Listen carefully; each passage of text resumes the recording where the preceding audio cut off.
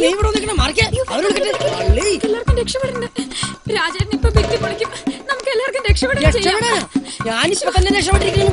എനിക്ക് അവരെ തീവ്രവാദിക്ക് ഒപ്പിച്ചേരണം. നീ ഒന്ന് വിട്ട, നിങ്ങളെ പിടിച്ചു കൊടുത്താലേ അവരെന്നെ ശബ്ദത്തിൽ ചേർക്കും. ശരത്തണ്ണ, നീ അവിടെ ശരത്തണ്ണ, അയ്യപ്പണ്ണ, ശാമ്പണ്ണ. രക്ഷപ്പെട്ടു. ആദ്യം ഞാൻ രക്ഷപ്പെടും, എന്നിട്ട് നിങ്ങൾ ഓരോരുത്തരെയായിട്ട് ഞാൻ രക്ഷപ്പെടുത്തും. എന്നെ തള്ളി പുറത്താക്കും.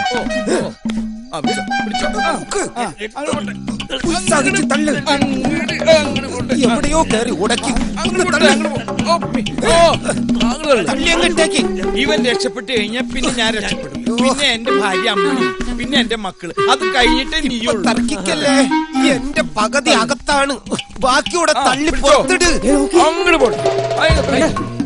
വിശ്വാസമില്ലേ? അങ്ങനെ